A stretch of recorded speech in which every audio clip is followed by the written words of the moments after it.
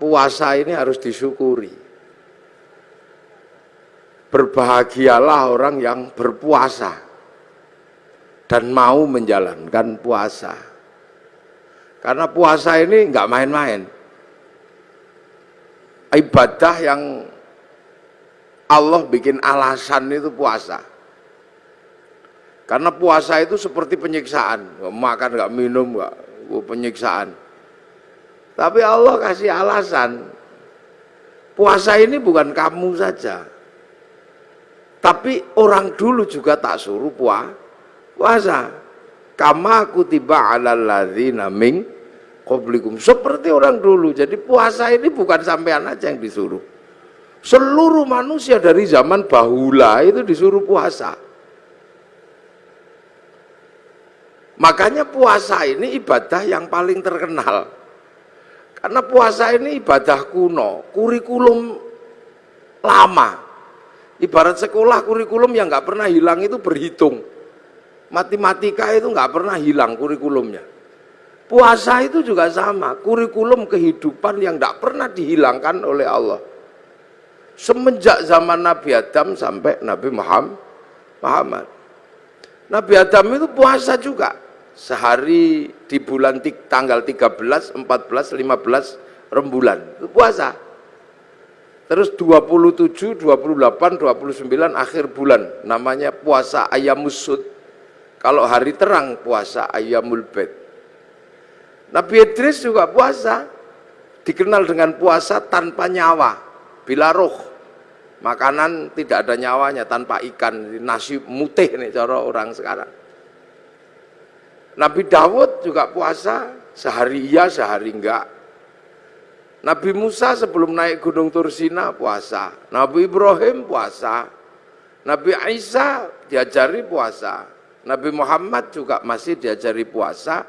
Dan Nabi Muhammad dikatakan oleh Allah, kama kutiba 'alal ladzina min qablikum. Seperti orang dulu. Makanya puasa ini dikenal semua manusia. Bahkan semua agama kenal puasa.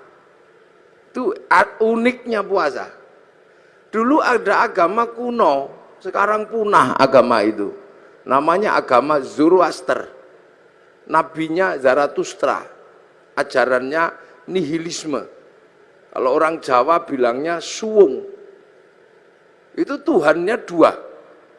Tuhan terang namanya Ahriman, Tuhan gelap namanya Ahura Mazda. Nah, dua Tuhan ini suka kelahi. Usil. Tuhan terang penguasa matahari, Tuhan gelap penguasa rembulan. Kalau dua Tuhan ini kelahi, Tuhan terang kok kalah gerhana matahari. Orang Zoroaster puasa 3 bulan. Kalau Tuhan gelap kalah gerhana matahari, puasa 40 harian gitu. Puasa. Ini orang Zoroaster. Cuman agama Zoroaster itu punah. Berganti menyembah api. Yang akhirnya di dalam Al-Quran dikenal dengan Majus atau Majusi. Cuman agama Majusi ini punah juga. Karena raja terakhir Majusi namanya Rustum yang ada di Persia sana masuk Islam. Raja Rustum ini anaknya dinikahkan dengan anak Sayyidina Ali bin Abi Thalib. Namanya Sayyidina Husain. Lahir Sayyid Ali Zainal Abidin. Nah, karena masuk Islam, kemudian orang Majusi tidak lagi menyembah api. Cuman orang Majusi kalau menyembah api, apinya ditaruh di bangunan tinggi, panjang, itu namanya Manaro. Sehingga kemudian setelah nyembah Allah, apinya dibuang, Manaronya ditaruh di depan masjid. Akhirnya masjid orang-orang ex-Majusi punya Manaro. Begitu seluruh kaum muslimin lihat masjid orang Persia punya Manaro, kok bagus, maka kemudian seluruh kaum muslimin berlomba-lomba bikin Manaro di depan masjid, yang akhirnya sampai Surabaya jadi Menoro. Nanti puasa. Lu ini Islamnya begitu. Kalau masjid khas Arab yang asli ya kotak tutupnya pelepah kurma. Menoro itu, menara itu dari tradisi Majusi dulu. Kubahnya itu ketika Islam ketemu dengan Nasrani yang di Konstantinopel, kemudian punya masjid, ada kubahnya itu sumbangan dari gereja dulu. Makanya kubah masjid sama kubah White House itu sama, kubahnya istananya Presiden Amerika ya sama kubah. Lah itu. Orang Majusi, orang Hindu juga disuruh puasa. Jadi Hindu juga mengenal puasa, namanya upawasa. Upawasa itu nggak makan, nggak minum, nggak menyentuh perempuan. Untuk persiapan muksa. Muksa itu mati terbaik ala Hindu. Hilang raga dan sukmanya. Hanya bisa dilakukan oleh orang Brahmana. Kalau orang kesatria nggak bisa hilang, maka dibakar, dingaben. Kalau di bawahnya ada kasta namanya Wisya, pegawai negeri. Nah, sampean-sampean pegawai ini kastanya Wisya. Itu dibakar matinya kalau sudah punya uang, kalau belum punya uang nabung dulu. Nah, di bawahnya ada Sudra. Sudra ini petani, pedagang, itu Sudra, tukang las, itu Sudra. Nah, di bawahnya ada kasta namanya Paria, pengemis. Ini matinya nggak ada yang ngurus. Di bawahnya ada Kuca. Kuca ini tukang ngutil, jadi hidupnya ngentit, apa itu? Tukang motong bansos lah kalau ininya.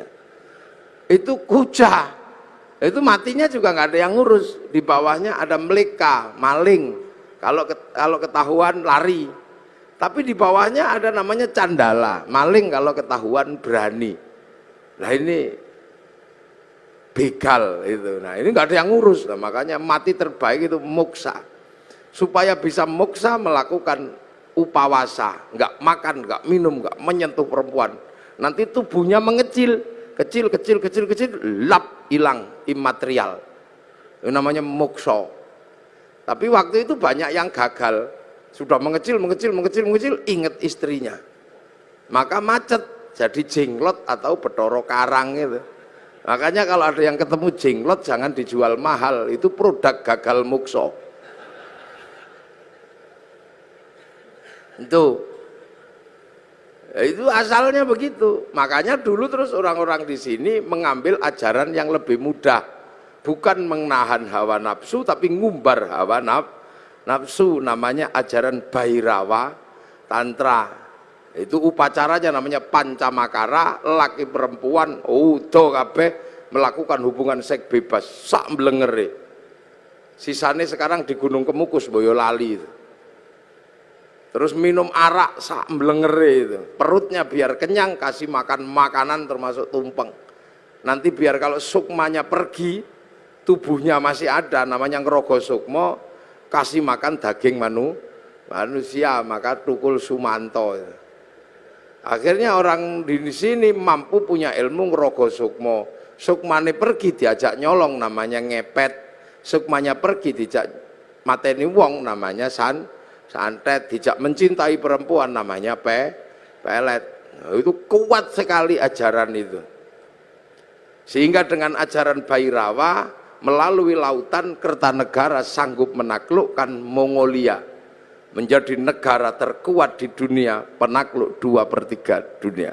Itu karena penganut Bhairawa. Itu Pelindo sekarang lah, pakai pelayaran. Itu makanya dulu terus paling berat itu Islam masuk ngadepi yang ini. Maka didatangkan ulama Persia namanya Sayyid Samsuddin Al-Baqir Al-Farsi. Tapi lidah Jawa, lidah Hono Coroko. Maka nyebut Sayyid Samsuddin Al-Baqir Al-Farsi meleset jadi Syekh Subakir. Lidah susah orang Jawa. Sayyid Jamaluddin Al-Husaini Al-Kabir jadi Syekh Jumadil Kubro. Karena lidah Hono Coroko itu kan susah.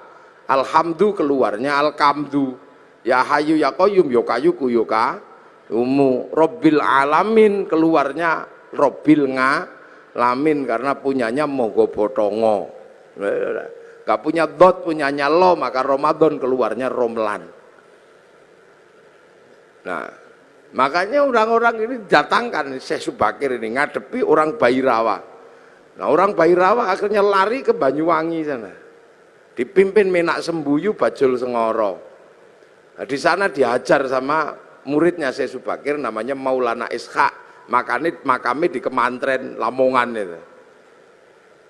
Akhirnya Menak Sembuyu nyerah, anaknya yang perempuan dikasihkan sama Mbak Ishaq, lahir Raden Ainul Yakin Sunan Giri, makamnya Gresik. Maka orang Bhairawa hilang, lari ke Bali. Tapi lama-lama tumbuh lagi orang Bhairawa di Kediri, nyembah patung Totok Kerot di daerah Pagu Pamenang, tempat moksanya Joyoboyo. Diajar sama Sunan Bonang, akhirnya nyerah. Lah begitu nyerah, ya sudah, kamu muternya tetap gak apa-apa, laki perempuan, tapi jangan nudo, pakai baju. Arak diganti teh, kopi, atau air putih. Tumpeng karena itu halal nasi gak apa-apa. Ingkung manusia diganti ingkung pitik. Mantra Ngrogo Sukmo diganti kalimat tauhid la ilaha illallah. Makanya kemudian ada Indonesia punya tradisi tumpengan. Itu yang dandani namanya Sunan Bonang. Nah, Sunan Bonang mengajarkan kepada Sunan Kalijogo muridnya untuk disebarkan di seluruh Jawa. Sunan Kalijogo mengajarkan pada muridnya namanya Sunan Geseng. Sunan Geseng mengajarkan pada muridnya namanya Mbah Abdul Halim Pangeran Benowo, Surabaya sini. Mbah Benowo mengajarkan pada Mbah Abdul Rahman Pangeran Sambulasem, diajarkan kepada Mbah Jabar Tuban, diteruskan oleh muridnya namanya Mbah Sufyan Tuban, teruskan muridnya Mbah Abdul Halim Boyolali, punya murid Mbah Abdul Wahid Solo Tigo, punya murid namanya Mbah Khairon Purwodadi, punya murid Mbah Asy'ari Jombang. Nah itu Jombang lagi, punya putra Kiai Hashim Asy'ari, maka pengikut Kiai Hashim Asy'ari tidak alergi sama tumpeng. Nah ini berhubung orang Jombang mesti saya jelaskan. Jadi halal bihalal Jombang, tumpeng juga Jombang. Jadi biar Jombang itu ngertinya nggak cuman besut, manjamino. Jadi puasa. Makanya karena upawasa itu nggak makan, nggak minum, nggak menyentuh perempuan. Makanya ketika Islam datang membawa tradisi nggak makan, nggak minum, nggak menyentuh perempuan, namanya Syahrus Siam, kok seperti upawasa. Maka orang Indonesia menyebutnya bulan puasa. Jadi kalau sampean pengen tahu kenapa Ramadan kok disebut bulan puasa, karena dulu ada namanya upawasa, nggak makan, nggak minum, nggak menyentuh perempuan. Makanya kemudian Syahrus Siam disebut bulan puasa karena dulu upawasa.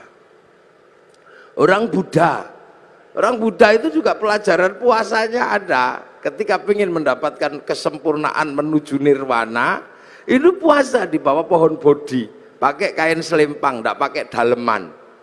Itu waktunya tidak terbatas sampai mendapat pencerahan.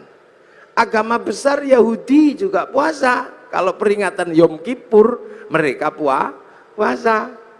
Nasrani juga diajari puasa. Kalau hari Jumat Agung menjelang Paskah juga puasa. Jadi hampir semua agama itu kenal puasa. Karena apa? Ini syariat kuno. Makanya enggak usah heran kalau ada puasa. Apalagi orang Jawa. Orang Indonesia ini hobi kalau yang namanya puasa. Makanya variasi puasa terbanyak itu di sini. Ada puasa makan pupus daun namanya ngidang.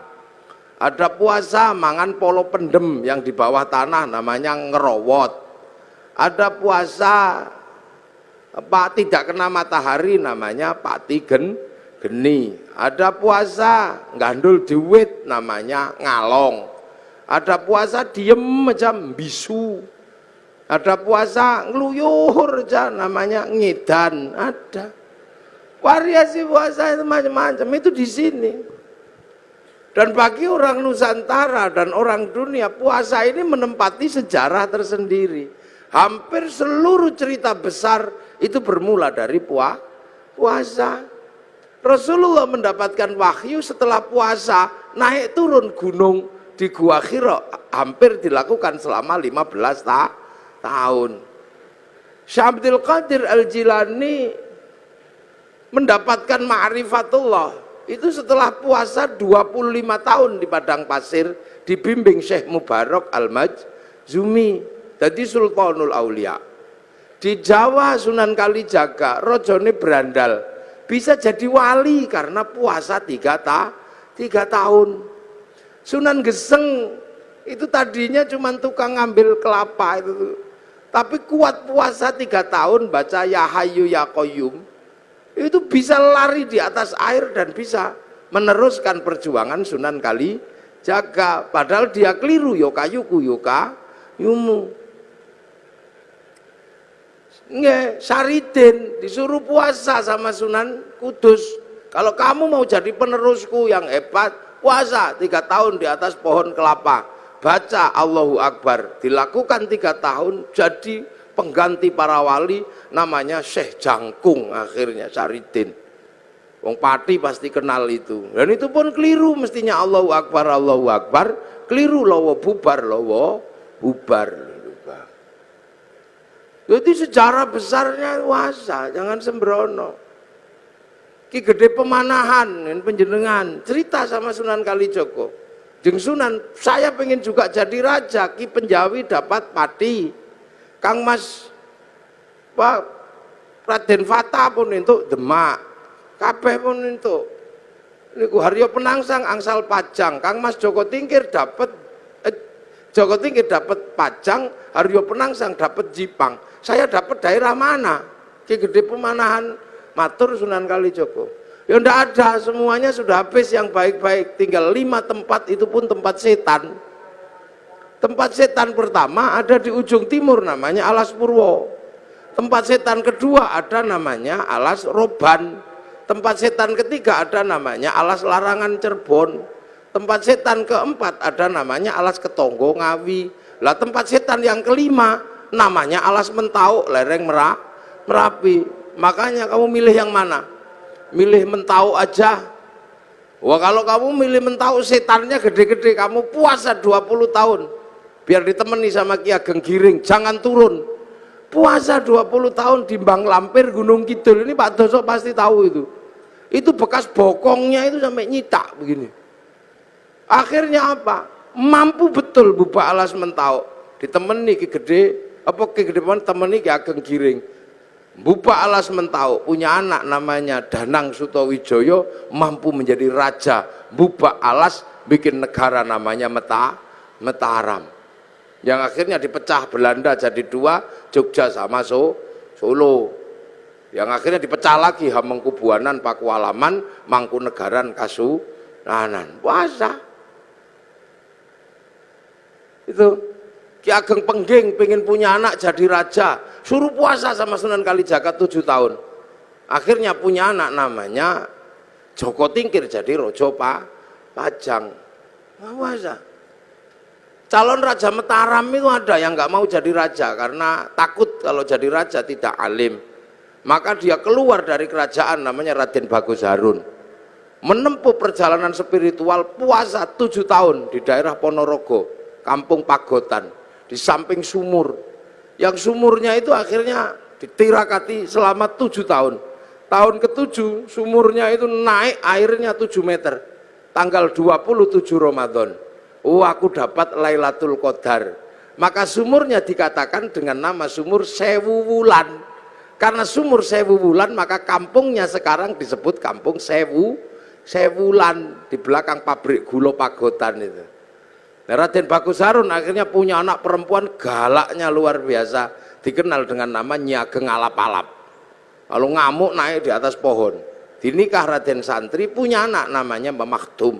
Nikah punya anak Mbah Maklum, nikah punya anak Mbah Tafsir Anom, nikah punya anak Mbah Qolyubi, nikah punya anak Mbah Ilyas. Mbah Ilyas menjadi kandepak pertama di Surabaya. Punya anak perempuan galak namanya Nafikoh. Dinikah sama Kiai Hasyim Asy'ari, punya anak Kiai Wahid Hasyim, nikah sama Nyai Solikah binti Bisri Sansuri Jombang, punya anak Abdurrahman Wahid. Bener-bener terjadi seorang ulama jadi presiden walaupun 2 tahun luwung.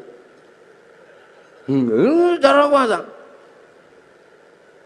Lu makanya kayak Lirboyo itu, pondok besar Lirboyo itu, ketika Kiai Mbah Manap mau mendirikan Lirboyo, wong itu pusatnya berandal, suruh puasa, ngerowot, jangan makan yang di atas tanah, makan umbi-umbian. dijalankan selama 56 tahun. Makan uwi, tahu uwi? Ngerti nggih uwi? Uwi umbi-umbian gede itu. 56 tahun makan uwi, sampai akhirnya uwinya hilang, dicuri genderuwo. Akhirnya diganti gadung sama Mbah Manap, akhirnya gadungnya dicuri genderuwo. Akhirnya karena makan genderuwo, genderuwonya makan gadung, akhirnya jam 12 malam genderuwonya mendem. Wangin ribut terjadi di Lirboyo, pondoknya ambruk karena ada genderuwo makan gadung. Akhirnya sama Mbah Manap dikasih minum minyak jarak, terus sembuh. Kasih tugas nimba untuk air mandinya santri, pakai singgot, pring panjang itu nyinggot namanya. Nah maka di Lirboyo dulu zaman mondok, sampean kalau tahu itu ada kriat kriut itu genderuwo nimbo. Nah, tapi sekarang genderuwonya pensiun karena Lirboyo sudah punya sanyu, udah pensiun, buana besar. Yo. Makanya di Jogja ada orang menempuh jalan puasa, namanya Sukirah. Ini Pak Doso ya. Sukirah ini perempuan biasa, tapi punya cita-cita pengen punya anak jadi raja. Padahal bukan tetangganya raja, istri raja juga bukan. Maka tetangganya olok-olok, paling anakmu nanti jadi presiden, apa jadi raja deh ketoprak. Tapi Bu Sukirah nekat puasa 9 bulan sambil ya Allah, ingin punya jadi raja ya Allah. Itu 9 bulan anaknya lahir, laki-laki keriting jemblok itu, dikasih nama Soeharto. Itu jadi presiden 32 tahun. Nah itu makanya dulu jalan puasa ini banyak ditempuh oleh nenek moyang kita.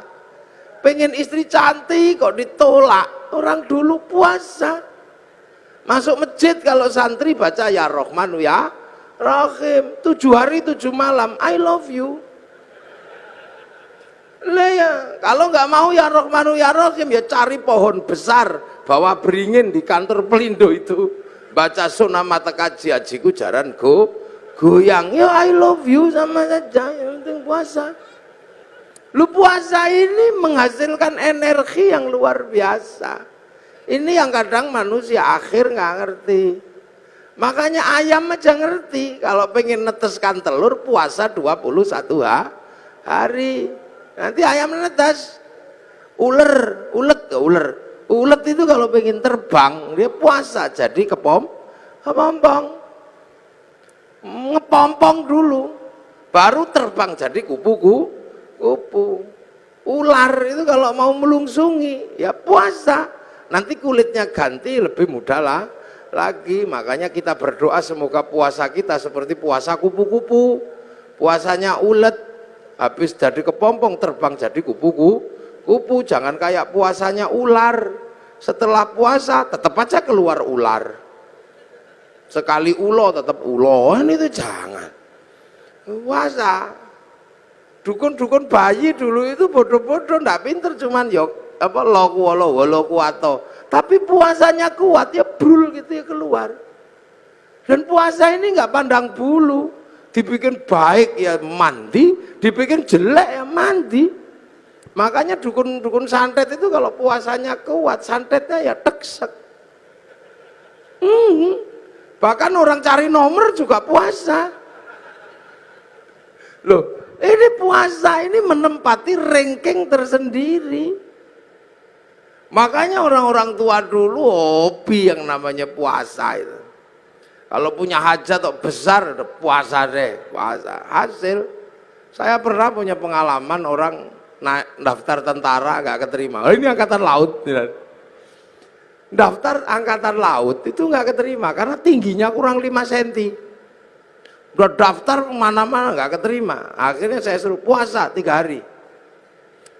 Hari pertama 3 teguk 3 kepal, buka sahurnya. Bacaan apa Gus? Moconen wodowo. Dibaca selama 3 hari wodowo. Begitu waktunya daftar diukur lebih 5 cm. Untung ora iku nih sing dawa kan. Kudune kan dhuwur tapi keliru saya perintahnya. Tapi kan yakin. Begitu diukur naik 5 cm. Tasyakuran motong sapi Begitu motong sapi saking senengnya saya ukur, ternyata kurang 5 senti. Lah waktu itu meterannya yang mengkeret atau yang baca, yang bingung. Nah sekarang ada di Angkatan Laut Surabaya, maka cari aja kalau ada tentara yang kurang 5 senti ya dia itu.